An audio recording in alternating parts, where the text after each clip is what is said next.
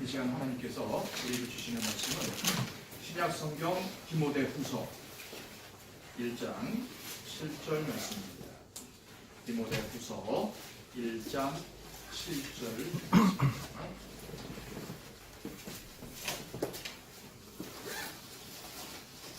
제가 가진 책으로는 신약 성경 349쪽입니다.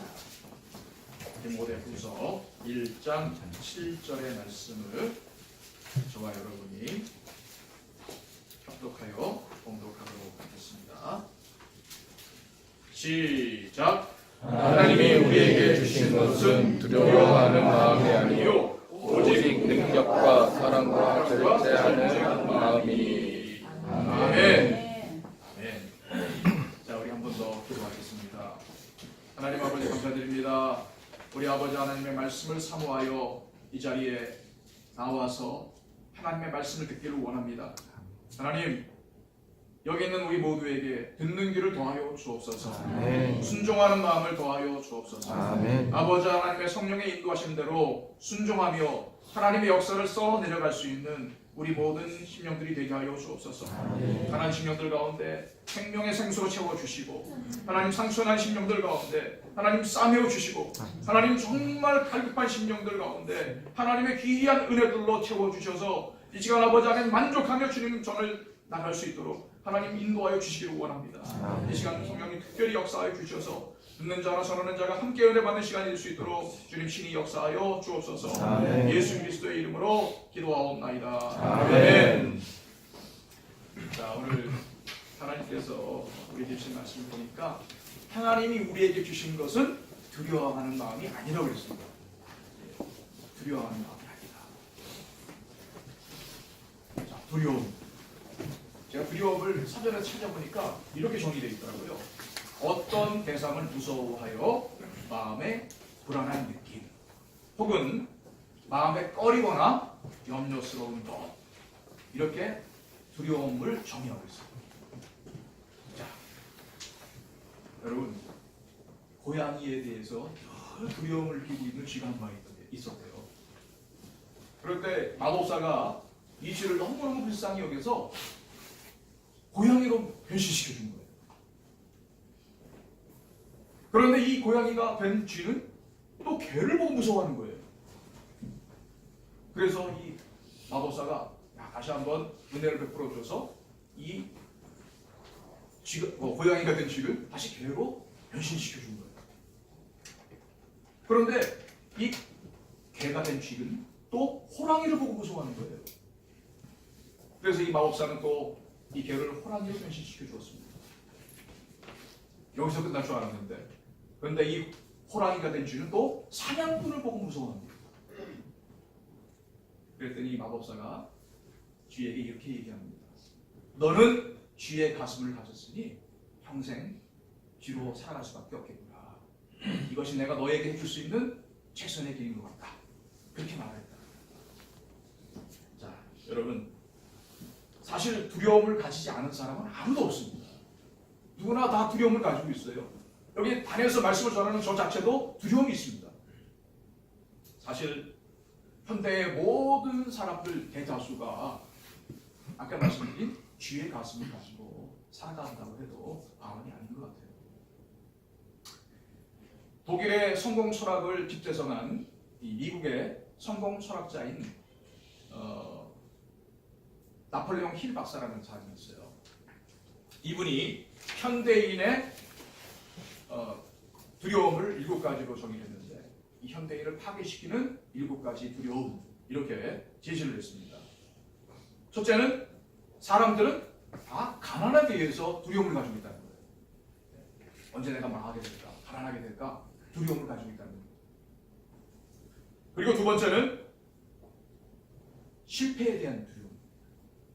혹시 내가 어떤 일을 했는데 그것이 잘못되어 가지고 다른 사람들에게 비난을 받을까 봐, 다른 사람들에게 원망을 들을까 봐 그것 때문에 두려움을 가진다. 그리고 세 번째는 질병에 대한 두려움. 이건 누구나 다 가지고 있는 거죠. 혹시 내가 치매라도 걸리면 어떡할까? 혹시 내가 암이라도 걸리면 어떡할까? 이런 두려움들이 다 우리 가운데 있습니다. 그리고 넷째는 사랑의 상실에 대한 두려움이에요. 저 사람이 나를 미워하면 어떡할까? 저 사람이 나를 싫어하면 어떡할까? 내가 이 행동을 했을 때 저 사람이 나를 미워해서 나를 버리면 어떡할까? 이런 사랑의 상실에 대한 두려움들이 다 있다는 겁니다. 그리고 다섯째로 늙음에 대한 두려움. 여러분 정말 여기 젊으신 청년분들도 계시지만 다 늙습니다. 저도 머리가 희끗희끗해졌는데요. 뭐 이런 날이 안 올 줄 알았어요. 그런데 어느 순간 보니까 제가 50이 넘어가지고 이렇게 살아가고 있더라고요. 장관님께도 죄송합니다. 네. 다 늙습니다. 그런데 이 늙음에 대한 두려움들이 다 있어요. 특별히 여성분들한테는 더한 것 같아요. 내가 늙어서 여성성을 상실해서 내 배우자라든지 뭐 혹은 다른 사람이 나를 싫어하면 어떡할까? 뭐 이런 두려움들을 말하는 거죠. 그리고 여섯 번째는요, 자유를 상실할까봐에 대한 그 두려움입니다. 내가 자유를 뺏기면 어떡할까? 누가 나를 구속하면 어떡할까? 누가 나를 못 살게 굴면 어떡할까? 이런 것들 말이죠. 그리고 마지막 일곱 번째는요, 죽음에 대한 두려움. 다 누구나 다 죽음에 대해서 두려움을 갖고 있죠. 그래서 흔히들 그 나이를 키로에 비유하지 않습니까? 속도에 그죠. 10대는 10km로 가고 20대는 20km로 가고 30대는 30km로 가고 60대는 60km로 가고 70대는 70km로 가고 그만큼 하루를 사는 그런 그 느낌이 너무 빠른 거예요. 저도 그런 걸 많이 느끼고 있어요. 지금 옛날 젊었을 때에 비해 가지고 지금 나이가 좀 들어서 보니까 하루하루가 너무 빨리 가는 거예요. 자, 여러분, 그래서 우리 인간들에게는 이러한 두려움들이 있어요. 그런데 성경에 두려워하지 말라라는 말이 몇 번 나오는지 아십니까? 혹시 아시는 분 계세요? 두려워하지 마라. 저도 물론 찾아본 건 아니지만 이거를 또 찾아본 분들이 계셔요. 그러니까 제가 이제 목회적으로 도움을 받죠. 정확하게 365번 나옵니다. 365번. 1년은 365일이죠. 365일이에요. 그러니까 어떤 분이 이걸 이렇게 해석을 했어요. 365일과 같은 365번이 두려워하지 말라는 말이 기록되어 있다는 것은 마치 두려워할 일들이 매일매일 있겠지만은 매일 두려워하지 않기를 바라시는 하나님의 마음이 담겨져 있다. 그렇게 말씀하고 있다는 거예요. 여러분, 오늘도 두려워하지 마시기 바랍니다. 내일도 두려워하지 마세요. 하나님께서 주시는 명령입니다. 하나님의 명령이에요. 두려워하지 마시기 바랍니다. 이렇게 안 했죠, 그죠? 두려워하지 말라 그랬어요. 그래서 이건 어떤 권고가 아니라 명령입니다. 이 디모데후서가 쓰일 당시 이 로마는요, 당시 네로 황제가 다스리고 있었던 때입니다. 여러분 네로 황제 아시잖아요. 폭군 아닙니까, 그죠? 주 64년에 어떤 일이 벌어졌습니까? 로마 대화제가 벌어졌거든요. 로마 대화제 사건. 혹자는 네로 황제가 불을 지었다 이런 얘기도 있지만요. 역사의 기록에 의하면 작은 기름 창고에서 이게 불이 시작됐는데 이 불이 로마 전체를 태우는 엄청난 화재로, 엄청난 재앙으로 발전을 했다는 겁니다. 그때 네로 황제는 휴가를 가 있었는데 이 로마에 큰 화재가 났다는 소문을 듣고는 바로 복귀를 해서 이재민들에게 식량을 제공하고 또 그 재앙의 복구를 위해서 많은 노력을 기울였다는 거예요. 근데 여러분, 재앙이 있을 때마다 사람들 민심이 흉흉하잖아요. 그러니까 이 흉흉해진 민심을 수습할 길도 없고, 아까도 말씀드렸지만 황제가 불을 지른 거다, 그런 이제 소문들이 퍼지니까 이 네로 황제는 희생양이 필요했던 거예요. 그래서 그 당시에는 신흥 종교였던 우리 기독교인들에게 죄를 뒤집어 씌워서 기독교인들이 불을 질렀다, 그래서 수많은 기독교인들을 잡아서 채용했어요. 근데 전설에 의하면 그때 베드로 사도도 채용당했다 이렇게 전해지고 있습니다. 이 네로 황제를 거치면서 수많은 박해가, 우리 성도들에 대한, 교회에 대한 수많은 박해가 일어나기 시작했어요. 무렵에. 그리고 그 박해가 극도로 이제 또 수위가 높아지는 그때에 이 디모데 후서가 쓰여졌습니다. 이 시대를 살아가는 그리스도를 믿는 성도들에게 아직도 많은 두려움들이 있겠지만, 그러나 그 당시 성도들의 두려움에 비하면 아무것도 아닌 겁니다. 그때의 성도들은 어떤 두려움을 가지고 있어요? 생명에 대한 두려움을 가지고 있는 거예요. 생사의 그 위기 가운데 하루하루를 살아가는 겁니다. 그래서 오늘 자고 일어나면 오늘도 살았구나. 오늘도 살았네. 이런 하루하루를 살아가고 있었던 사람들이 그때 당시 이 디모데 후서가 쓰여질 당시의 성도들인 거예요. 그래서 이 바울은 고난의 때에 교회와 성도는 어떠한 자세로 그 고난을 이겨내야 되는가에 대해서 우리 성도들에게 권면하고 있는 겁니다. 자, 다시 한번 우리 본문의 말씀을 같이 한번 읽어볼까요? 시작!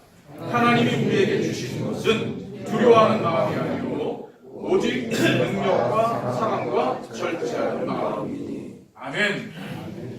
그렇습니다. 자, 여러분, 바울 사도가 우리에게 간곡하게 권면하는 건 뭡니까? 하나님께서 우리에게 주신 것은 두려워하는 마음이 아니라는 거예요. 두려워하지 말라는 겁니다. 성도에 대한 엄청난, 교회에 대한 엄청난 박해가 예상되는 바로 그때에, 그 시점에도 하나님께서는 우리 가운데, 성도들 가운데 두려워하는 마음을 갖지 않기를 원하신다는 거예요. 여러분, 이 본문에 나오는 이 두려움은요, 하나님의 은사에 대한 반대 개념입니다. 이 본문을요, 공동번역 성경은 이렇게 번역을 했어요. 제가 한번 읽어드리겠습니다. 하느님께서 주신 성령은 우리에게 비겁한 마음을 주시는 것이 아니라 힘과 사랑과 절제를 주십니다. 조금 우리가 읽는 개역개정 성경과는 좀 다르죠, 그죠? 번역이. 성령께서 우리에게 주신 것은 비겁한 마음이 아니라 비겁한 마음. 여기서 두려운 마음은 어떤 마음이에요? 비겁한 마음. 신앙을 버리고자 하는 그런 마음. 주님을 버리고자 하는 그런 마음. 그런 마음이에요. 여러분, 성도는 사람을 두려워하는 마음, 비겁한 마음을, 소심한 마음을 가지고서는 하나님 말씀 지키며 살 수가 없습니다. 말씀에 순종하며 살 수가 없는 거예요. 그래서 바울은 두려운 마음을 버리라, 그렇게 권면하고 있는 겁니다.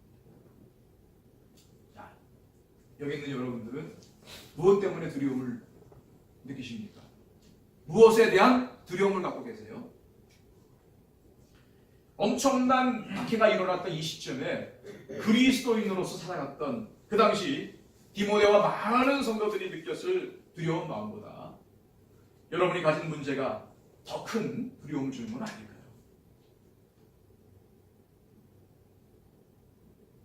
그들의 문제는 삶과 죽음에 대한 문제였습니다. 그들이 겪는 박해는 우리가 상상하기 힘든 수준이었을 거예요.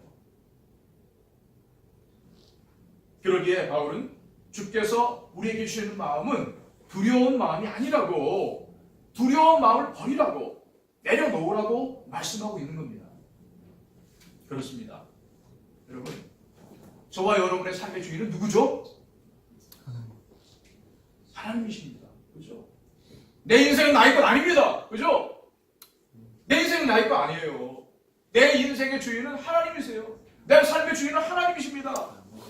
따라서 내가 겪는 문제, 내가 가지고 있는 이 문제, 내 문제지만 결국은 누구의 문제예요? 하나님의 문제인 거예요. 하나님의 문제. 네. 내가 가지고 있는 문제는 하나님의 문제예요.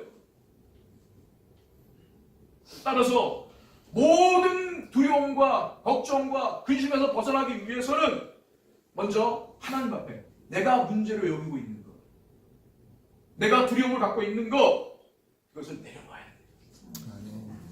하나님 앞에 내려놓으시기 바랍니다. 왜요? 하나님의 백성은 누가 책임져 주세요? 하나님이 책임져 주세요.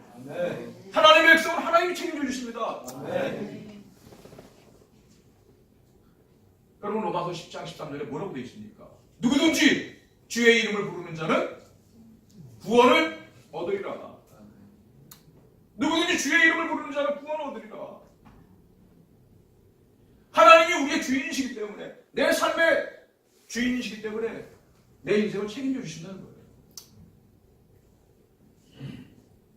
우리 한번 말씀 한번 찾아볼까요? 이사야서 43장 2절 말씀입니다. 이사야 구약성경 이사야서 43장 2절.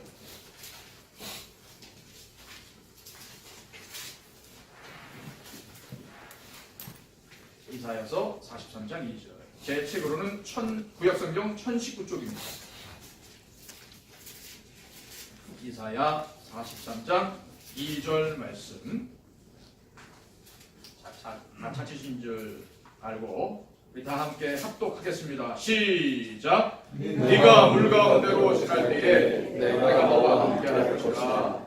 강을 건널 때에 우리 너를 침몰하지 못할 것이며 네가 물 가운데로 지날 때에 타지도 아니할 것이요 불꽃이 너를 사르지도 못하리니. 아멘. 아멘. 그 뒤에 말씀은 있지 않는데 이렇게 돼 있어요. 대저 나는 여호와 네 하나님이다. 아멘. 무슨 말씀입니까? 너희들은 내 것이기 때문에, 내가 너희의 하나님이 되기 때문에 너희들이 어디 가건 내가 보호하겠다, 지켜주겠다, 인도하겠다, 항상 함께하겠다, 이 말이에요. 여러분 이 말씀을 붙잡으시기 바랍니다. 하나님의 약속이에요. 하나님 약속입니다. 두려움이 몰려올 때에, 정말 알지 못하는 공포가 여러분 가운데 찾아올 때 이 말씀으로 선포하시기 바랍니다. 나는 하나님의 것이다. 하나님이 이렇게 약속하셨다. 또한 우리가요, 이 두려움 없이 살기 위해서는요, 시시때때로 내게 찾아오는 두려움을 경계하며 성령으로 새롭게 함을 받아야 됩니다. 씻어내야 된다는 말씀이에요. 사실 내가 그것을 두려운 상황으로 받아들이기 전에는 두려운 것이 아니잖아요. 그죠? 다 경험이 있잖아요. 그죠? 내가 저걸 무섭다, 두렵다 이렇게 받아들여야 그것이 나에게 두려운 것이 되는 겁니다. 그렇지 않습니까? 그죠? 오늘 본문 말씀을요, 제가 이 영어 성경의 굿뉴스 바이블에서 한번 찾아봤는데요, 제가 발음이 별로 안 좋아서 양해하고 들으세요. For the spirit that God has given us does not make us timid. 그러니까 여기서 뭐라고 얘기합니까? 하나님께서 우리에게 주신 영은 우리를 비겁하게 만들지 않습니다. Instead, 대신 His Spirit fills us with power, love, and self-control. 대신 그의 성령은 우리를 능력으로 충만케 하십니다. 사랑으로 충만케 하십니다. 절제로 충만케 하십니다. 이렇게 되어 있습니다. 여러분 그렇습니다. 성령이 임하십니다. 어떠한 죄악도 이겨낼 수 있어요. 성령이 임하시면 어떠한 두려움도 싸워 이겨낼 수 있는 겁니다. 누가 하시는 거예요? 성령님께서 하시는 거예요. 하나님이 하시는 거예요. 그래서 능력과 힘을 주신다는 거예요. 능력과. 그 다음에 뭘 주신다는 거예요? 사랑의 마음을 주신다는 거예요. 그 다음에 근신의 마음, 절제의 마음을 주신다는 거예요. 그렇습니다. 성령이 임하시면요, 우리의 능력이 임합니다. 성령이 임하시면 우리에게 사랑이 임합니다. 그래서 그 사람이 성령이 충만한 사람인지 아닌지를 어떻게 알 수 있어요? 사랑이 있는지 없는지를 보면 알 수 있는 거예요. 그 다음에 뭘 주셔요? 자기 절제, 통제, 근신 이렇게 번역을 했는데, 자기를 통제할 수 있는, 죄악 가운데 자기를 지킬 수 있는 그런 마음을 주신다. 두려움이 생길 때마다 그 두려움 어떻게 해야 돼요? 하나님께 맡기시길 바랍니다. 하나님께 내려놓으세요. 여러분의 두려움보다 훨씬 더 크신 그 하나님의 능력이 여러분의 모든 두려움을 해결해 주시고, 그리고 여러분들 두려워하지만 그것을 또한 진정한 두려움이 아니라고 분별하게 해주실 것이고, 또한 그것이 여러분에게 필요한 두려움이라면, 그 과정이 여러분에게 필요한 것이라면 함께 동행하셔서 그 두려움을 이겨내게 하실 것입니다. 아멘. 오늘 우리에게 있는 일체의 두려움을 다 주님께 맡기시고 내려놓으시길 바랍니다. 아멘. 주님께서 저와 여러분을 강하게 만들어 주실 거예요. 능력의 사람으로, 성령의 사람으로 만들어 주실 줄 믿습니다. 아멘. 마지막으로 우리가 이 두려움에서 벗어나기 위해서는요, 두려움과 함께 찾아오는 하나님의 경고를 받아들여야 됩니다. 두려움에는 부정적인 면만 있는 게 아니에요. 우리에게 주시는 메시지가 분명히 있습니다. 두려움은 한편으로는 나의 영적 상태를 알게 해주는, 감지케 해주는 위기의 신호이기도 합니다. 요한일서 4장 18절에는 이렇게 기록되어 있어요. 사랑 안에 두려움이 없고 온전한 사랑이 두려움을 내쫓나니 두려움에는 형벌이 있으리라. 두려워하는 자는 사랑 안에서 온전히 이루지 못하였느니라. 자, 여기 보면요, 참 무서운 말씀이 있어요. 두려움에는 형벌입니다. 하지만 두려워하는 사람에게 뭘 주신다는 하나님? 뭘 주시는? 여기서 이 두려움은요, 정확하게는 심판에 대한 두려움. 심판은 누구만 하세요? 하나님만이 하시는 거죠. 그렇죠? 사람이 사람을 심판할 수 없는 거예요. 그래서 사람에 대한 판단도 하나님께는 죄악이에요. 아니, 저 사람이 이런 사람이야. 아니, 저 사람은 저런 사람이야. 이 판단, 여러분, 안 됩니다.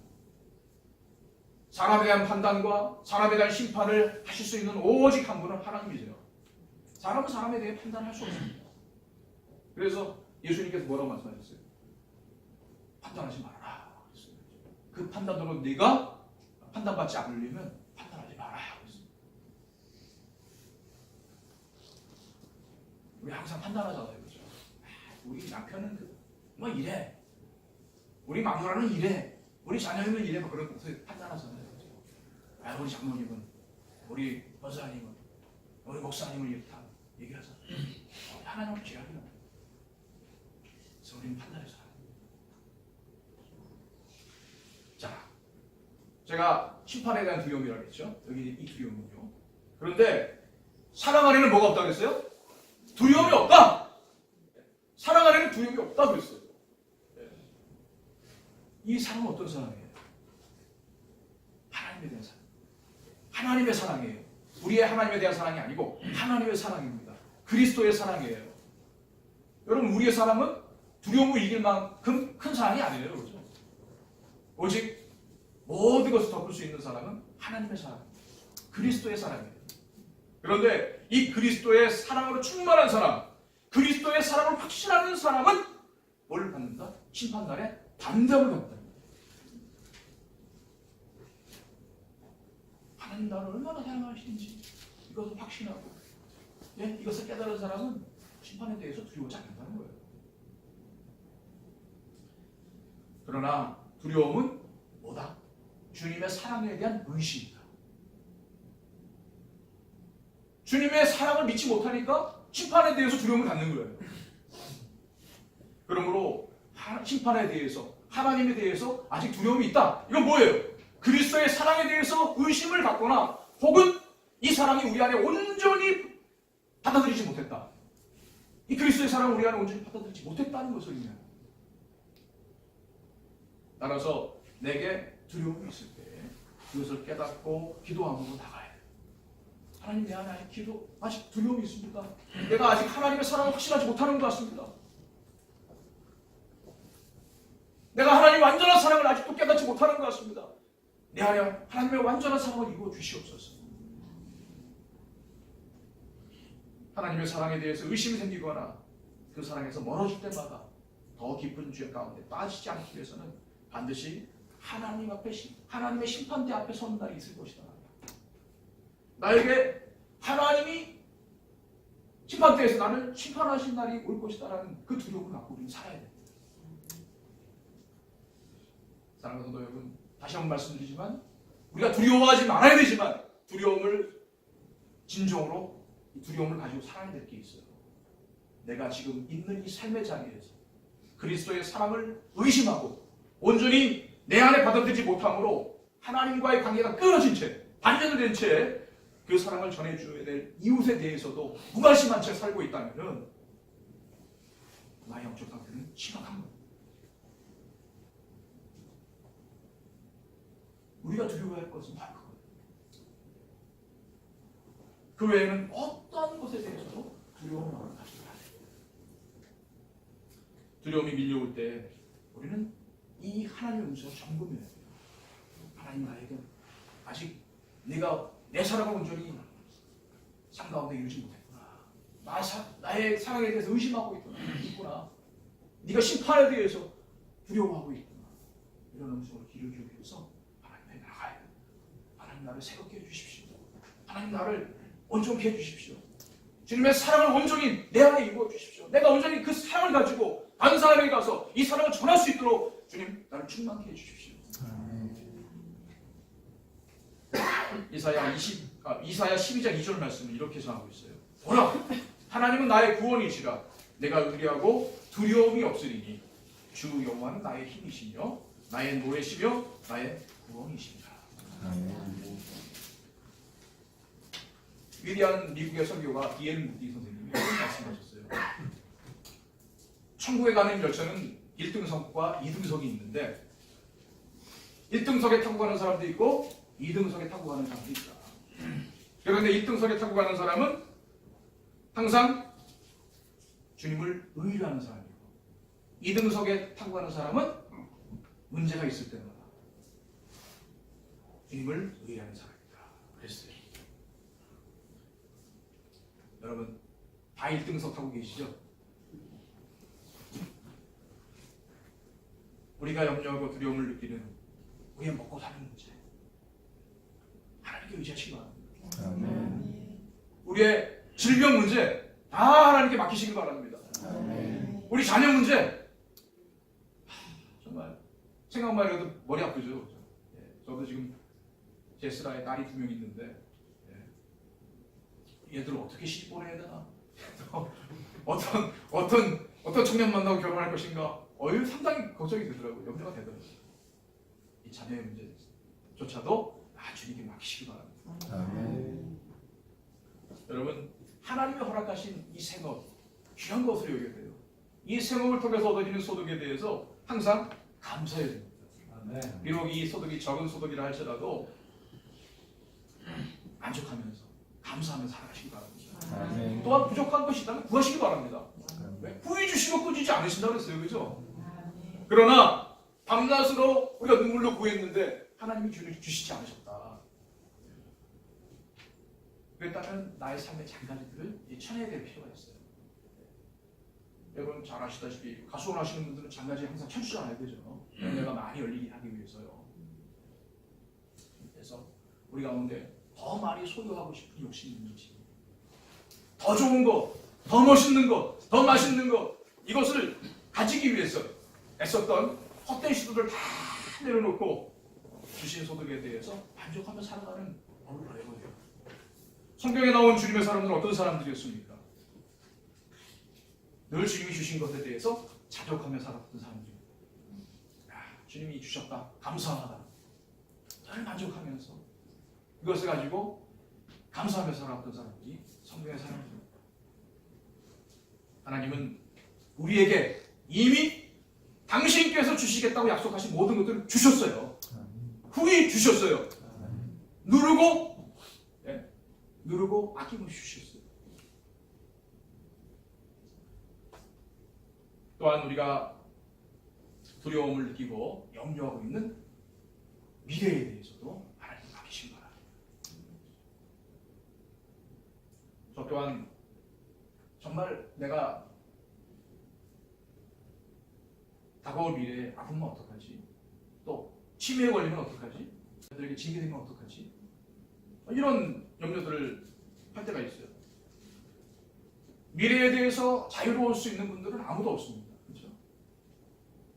하지만 그렇다 한들 열심히 주님과 교회 앞에 충성하며 살아가는 그 모습 자체가 얼마나 복된 삶이고 또한 하나님이 얼마나 기뻐하시는 삶입니다. 또한 여러분 중에 노년의 삶이 그다지 풍족하지 않는다 할지라도 하나님 앞에 충성하였으며 온 가족이 주님 앞에 예배하는 삶이라면 그 삶 자체가 얼마나 복된 삶이겠습니까? 그리스도의 사랑이 우리에게 온전히 이루어져 심판대 앞에서 담대함을 갖는 삶입니다. 또한 그리스도의 사랑이 두려움을 쫓아내어 하나님과 함께 동행하는 삶인 것입니다. 제 말씀을 맺겠습니다. 이 디모데 후서가 쓰여질 당시 바울이 로마에 의해서 2차로 감옥에 투옥되었을 때입니다.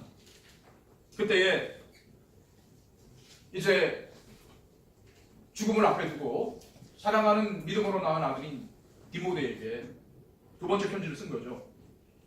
자신의 순교의 순간까지 이제 순교의 순간이 가까이 온 것을 깨달은 이 바울이 이제 마지막 이 편지를 통해서 에베소에서 목회하고 있는 이 디모데를 위로하는 편지예요. 그에게 새로운 힘과 또 용기를 주고자 이 편지를 쓴 겁니다. 이 디모데 후서에서 바울은 특히 디모데의 소심한 성격과 또 연약한 육체를 걱정하면서 그에게 맡겨진 사명을 두려움 없이 인내해서 감당하라고 감옥에 당도하고 있죠. 사랑하는 성도 여러분, 다시 한번 말씀드리지만 하나님께서 우리에게 주신 것은 두려워하는 마음이 아닙니다. 비겁한 마음이 아니에요. 하나님의 영은 우리에게 능력으로 충만케 하십니다. 사랑으로 충만케 하십니다. 또한 절제하는 마음, 근신하는 마음을 주십니다. 그러한 하나님의 영으로 모든 두려움을 이겨내시고 각자의 자리에서 또한 이 사역의 현장에서 또한 가장 중요한 목표인 새로운 교회를 이뤄나가는 이 믿음의 현장에서 승리하시는 저와 여러분 모두 되시기를 주님의 이름으로 축원합니다. 아멘. 자, 우리 함께 기도하기를 원하는데요.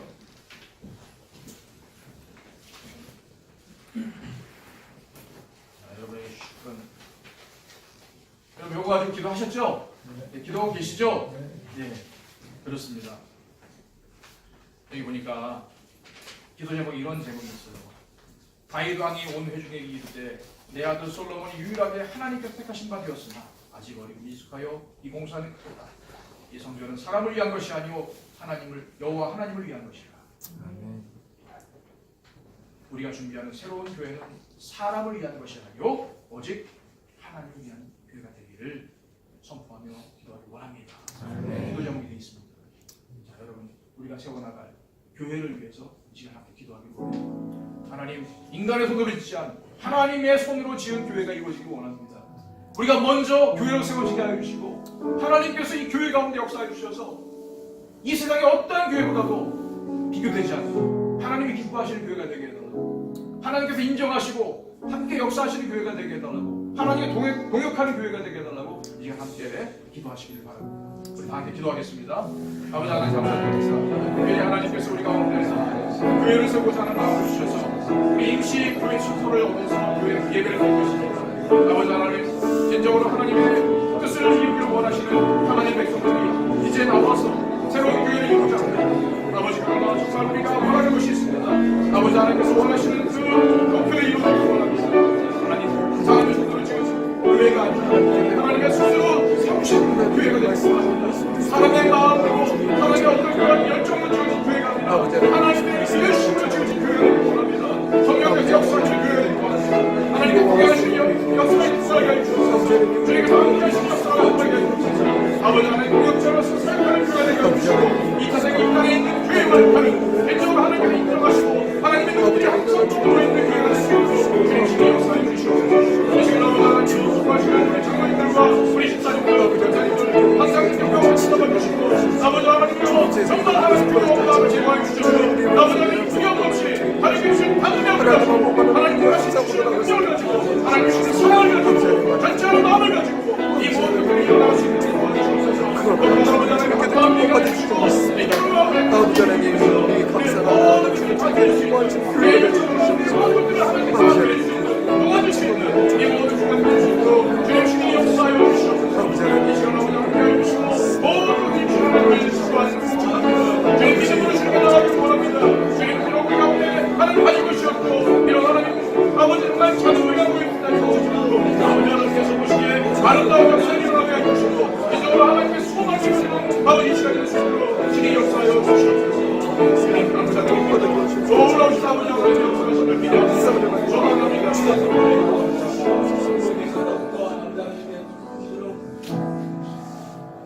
감사합니다. 우리 가운데 이미 교회가 이루어진 줄 믿습니다. 아멘. 하나님, 건물이 중요한 것이 아니라 꼭 건물이 교회를 의미하는 것이 아니라 하나님께 예배하는 심령 두세 명 모이면 그것이 하나님 교회라고 하셨습니다.